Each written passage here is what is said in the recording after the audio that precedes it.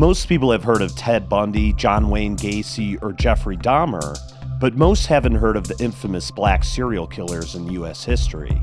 And it's not because they aren't there. Blacks are roughly 13% of the population, but make up 20% of serial killers in the U.S. But because most of these victims are from lower socioeconomic backgrounds, these cases often get less attention. But trust me, they are equally as shocking, which is why I wanted to share them here. Since YouTube demonetizes videos with certain words, I will use terms like sexual assault instead, but I do mean something much worse. Number 6, Henry Louis Wallace, also known as the Taco Bell Strangler, because many of the victims he had worked with in the fast food industry or were friends of people he worked with. And this is how he gained their trust and took advantage of them. Henry Wallace was born in 1965 in Barnwell, South Carolina, to a single mother who was often very belittling and abusive to him.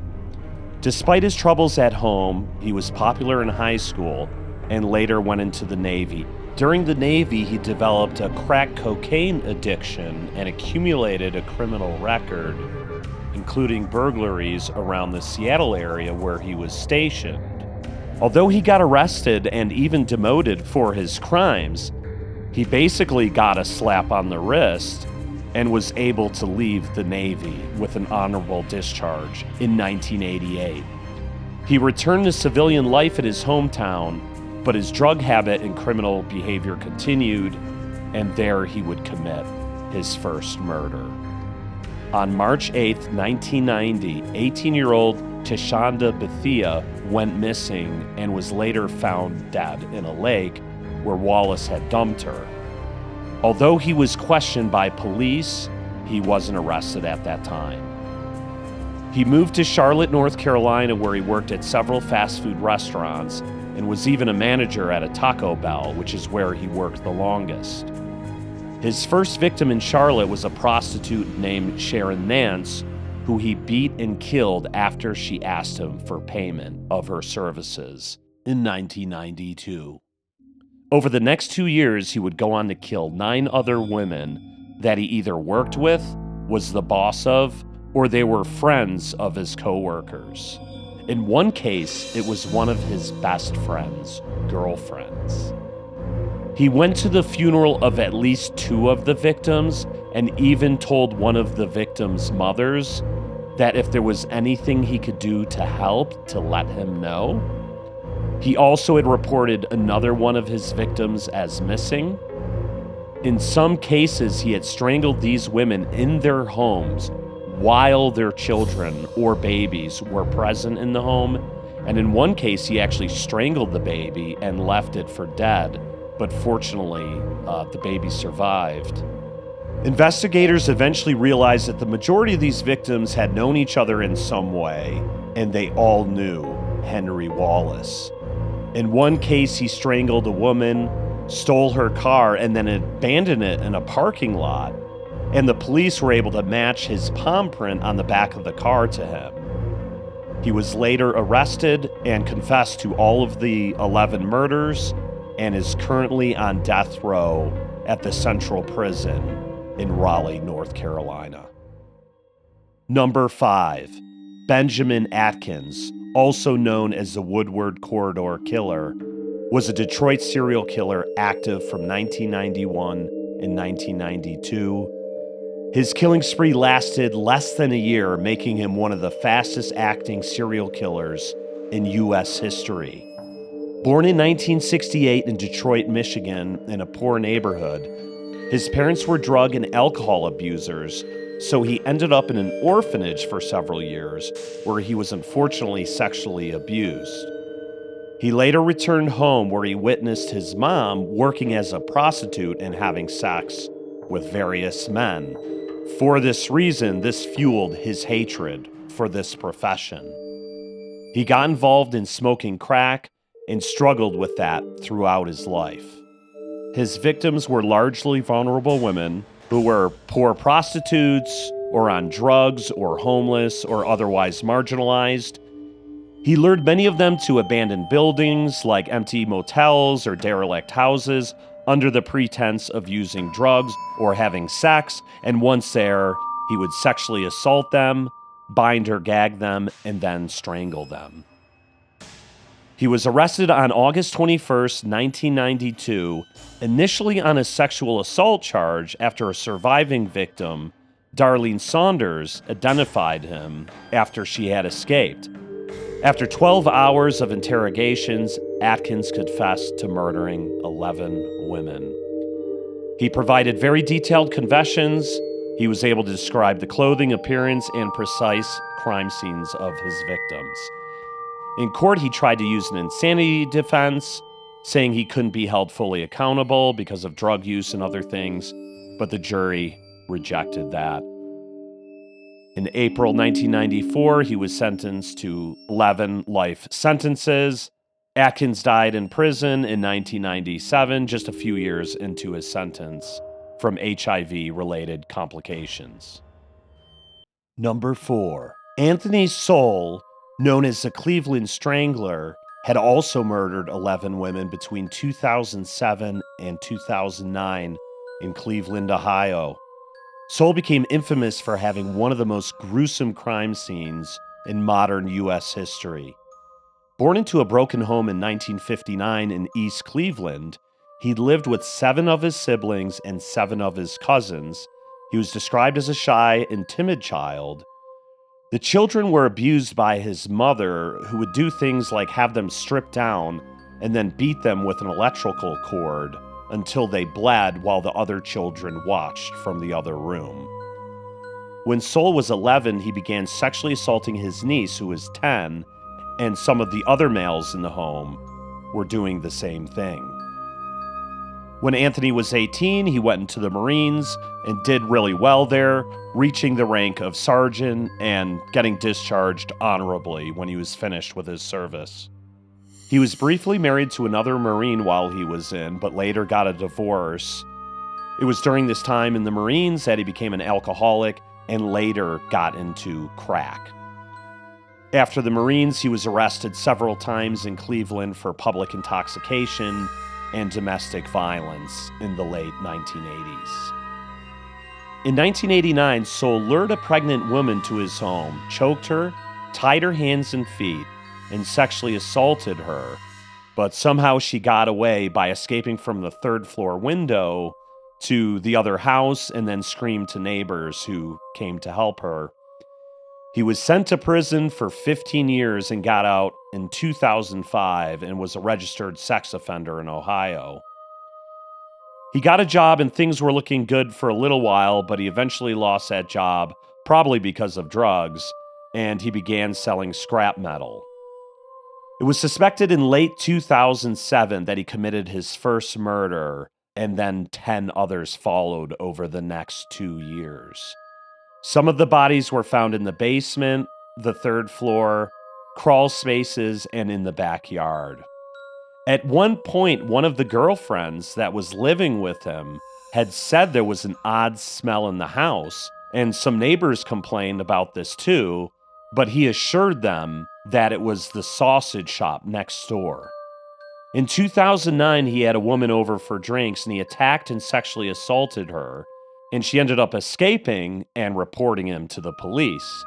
They served a search warrant and went to his home, and he wasn't there, but they noticed a strange smell, and eventually they found 2 bodies and then the rest of them. He was arrested when he was found a couple days later. So he lured many of the victims with drugs and alcohol. He sexually assaulted them and then strangled them. In some cases, there is evidence of corpse abuse or necrophilia. He initially pleaded not guilty by reason of insanity, but later changed his plea to not guilty. On July 22, 2011, he was convicted of most of the charges, including 11 counts of aggravated murder.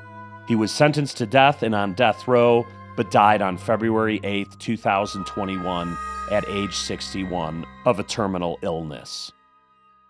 Number 3, Chester Turner, also known as the Southside Slayer, was convicted of 15 murders of mostly black prostitutes around LA. Chester was born in 1966 in Warren, Arkansas. His father beat his mom on a daily basis, so she took Chester and moved to South Central LA for a few years. But this city was becoming one of the most dangerous cities at the time in the US, so she ended up sending him back to live with his father back in Arkansas. His father had remarried and had other children by that time, and his new wife, his stepmom, and the siblings didn't like him. So they all ended up beating him up often, and he wasn't allowed to fight back. He ends up moving back to LA to stay with his mom again, but by this time, South Central LA was even worse because the crack epidemic began in the early 80s. He was picked on at school because it was obvious that he wasn't from there, so he eventually tries to fit in by using drugs like crack. Because of this, his mom starts to either ignore him, locking him out of the house, or even kicking him out from time to time, or even withholding food from him. Eventually, she moves to Utah and she leaves him there, homeless at 15 years old. Around this time in high school, he began grabbing girls inappropriately and earned the nickname Chester the Molester. He stabs a kid when he's 16 years old, but only got a slap on the wrist, and eventually drops out of high school. He stayed in various homeless shelters and worked a bit, but couldn't hold down a job. He has several altercations with police and other drug dealers. In one altercation, someone cut his face with a box cutter, which is why he has a huge scar across his face. In March 1987, the body of 21-year-old Diana Johnson was found near downtown Los Angeles. She had been attacked and left in an alley. At the time, police had no leads. From 1987 to 1998, the killings continued. Victims were often women who were homeless or struggling with addiction, people whom society often ignored, as usual. In the end, about 14 women were killed in LA by Turner, plus one unborn child. One of the reasons that it was hard to determine who was doing these crimes is because there was such a high crime rate. As I mentioned, in the 80s and 90s in LA, there were about 700 to 1,100 homicides a year and thousands of people missing a year. And there were only like 15 to 50 detectives, so it wasn't easy to figure out what was going on, and DNA technology was pretty new. So his downfall happened in March of 2002. He was working as a security guard at a homeless shelter, and he asked a woman he knew named Maria Martinez for a lighter. They went out to have a smoke, and he ended up sexually assaulting her for 2 hours, but didn't kill her. But he did threaten to do so if she went to the police, and of course she ended up doing that and got a rape kit taken. He was arrested, and while he was doing time for that crime, they tested his DNA in the CODIS database, and he was eventually linked and charged with 11 other murders in 2007 and sentenced to death for that. Later in 2011, he was linked to 4 more murders and sentenced to death again. And recently in 2024, his DNA matched a cold case from 1998 in Salt Lake City, Utah. He is currently on death row at San Quentin State Prison in California. Number 2, Wayne Williams. Convicted in connection to the Atlanta child murders that occurred in Atlanta between 1979 and 1981, in which at least 2 adults and 23 children were killed. This, to me, is probably the saddest case because so many children were involved. Wayne Williams was born in 1958 in Atlanta, Georgia. He grew up as an only child in a stable, middle-class home, and his parents were actually teachers. Classmates described him as intelligent and ambitious, and he dreamed of becoming a music producer one day, and even ran his own amateur radio station. So it looked like he could have had a pretty bright future compared to many of the other people I mentioned, at least. But behind his high-achieving exterior, people said there were some early warning signs. He had a pattern of lying and some manipulative behavior, and a need for control. In the summer of 1979, several black boys in Atlanta began disappearing. Days or weeks later, their bodies were often recovered in wooded areas or near the Chattahoochee River. Over 2 years, more than 25 victims, mostly boys, were linked to the case. As the victim count grew, Atlanta faced national scrutiny. The FBI was called in, roadblocks were set up, curfews were enforced. Investigators believed they were dealing with a single offender based on fiber evidence found on many victims. Those fibers would later become one of the most important pieces of the case. So the FBI was aware the killer would have known that they were finding all these bodies, so they predicted the killer might dump the next victim in a body of water to conceal any evidence.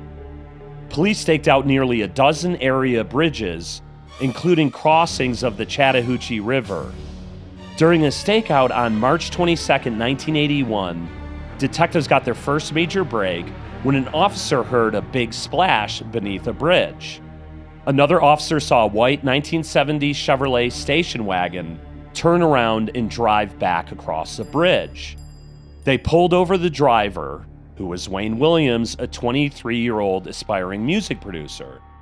He claimed he was going to audition a singer, a person who basically didn't exist, according to what they investigated. 2 days later, the body of Nathaniel Carter, 27, surfaced about 1.5 miles downstream from where they heard that splash. This was the turning point in the case. They searched his home, his car, and belongings. They found rare carpet fibers in his home, dog hairs, and other trace materials, and these fibers were found on multiple victims. Prosecutors argued that the odds of these fibers appearing by coincidence were astronomically low. Williams maintained his innocence, but the evidence kept stacking up. In 1982, Williams was tried, not for the child murders, but for the killings of the 2 adults, Nathaniel Carter and Jimmy Ray Payne. Prosecutors were allowed to present evidence from 10 additional child cases to establish a pattern. It was also suspicious that Williams had been sending out pamphlets or advertisements looking for children from 11 to 21 to audition for music, performances, and to be professional entertainers. After weeks of testimony, the jury deliberated for 12 hours. He was found guilty on both counts and sentenced to life in prison. Although he was only convicted of those 2 murders, Atlanta police officially closed 22 other cases, naming him the prime suspect. There was no more child deaths after he was in prison. And so not everyone has accepted this verdict, and this is still a controversial case even today. Some people think that there were multiple people involved in this case, or that they weren't connected, or that the KKK or other people might have been involved. I think there's no doubt that he killed those 2 men, and a few of those boys had hairs from like his dog and fibers from his carpet, which would have eliminated like 99% of anyone else. So Wayne Williams is still incarcerated in Georgia, maintaining his innocence. He has repeatedly appealed his convictions, but courts have upheld his conviction every time. To some, he is a manipulative predator who has evaded justice for many more murders, and to others, he is a scapegoat in a politically charged, deeply flawed investigation. Number 1, Samuel Little. Considered the most prolific U.S. serial killer by the FBI, he confessed to 93 murders across the U.S. from the 1970s to 2005, mostly targeting women who would not get reported, like sex workers, homeless women, and drug addicts, and most of these victims were black. Samuel Little was born on June 7, 1940 in Reynolds, Georgia. According to his own account, his mother was a teenage sex worker. He grew up poor, neglected, and bouncing between relatives. From an early age, Little showed signs of violent compulsions, especially towards women. He also developed a fascination with strangulation, later admitting it sexually excited him. By high school, he was already a thief, a peeping Tom, and a chronic runaway. By adulthood, he had become a drifter, traveling from state to state, stealing, fighting, and eventually escalating to murder. He picked up women in bars, alleys, or on street corners. He would strangle them using only his bare hands. In the early 80s, he was actually arrested a couple times for murder, but the grand jury didn't indict him, or he was found not guilty. And later, he was arrested for beating, sexually assaulting, and strangling 2 different women who ended up surviving, but he only got 2.5 years for that. And when he got out, he moved to LA and killed at least 10 other women. So the end came for him not from a murder investigation, but from a drug charge. In 2012, Los Angeles police arrested Little at a homeless shelter in Kentucky on an old narcotics warrant. During the booking, they took his DNA. His DNA matched 3 unsolved mysteries in LA in the 1980s. He got life in prison for those cases, but still declared himself to be innocent. And then a few years later, he was implicated in other murders. And he finally began to talk to an investigator he bonded with. And he ended up confessing to murder after murder, state after state. So even though many of these cases had happened decades before that, he was able to draw like incredibly accurate portraits of his victims from memory. He remembered what they wore, where he met them, where he left their bodies, and the look in their eyes when they died. His memory was so precise that the FBI used his sketches to help identify victims. The confessions kept coming, dozens of them. He felt no remorse and actually enjoyed what he did. Samuel Little was serving a life sentence at California State Prison in Los Angeles County, but died on December 30th, 2020. So anyway, these cases are obviously super tragic, especially the ones involving children. My condolences go out to all these victims and their families who had to deal with this. You can certainly see some patterns here that almost all of these perpetrators were abused by their parents. And I think that was like a huge reason for this. And then on top of that, they often got involved in heavy drugs like crack. And so I think these 2 things together were a deadly combination that created a lot of these unfortunate circumstances. So at least I hope people can learn from some of these cases to make sure that children don't get abused and people don't get into these crazy drugs like crack, which everyone knows is not going to lead to like a life of success or that there's been anything good to come of that. But then again, it's easy to say when, most of us haven't come from these horrible backgrounds. So there were a few other big serial killers I didn't mention, like Carl Eugene Watts, for instance, who had killed dozens of women. And there were a few others, but a lot of those victims were white. I think I'm going to do another video based on like black on white serial killers. And then don't worry, I'll also do a white on black like serial killers video as well. I'll also probably do something on the most infamous mass shooters that are black and white as well. So anyway, I hope you enjoyed the video. Like and subscribe if you want to see more. And be safe out there and take care.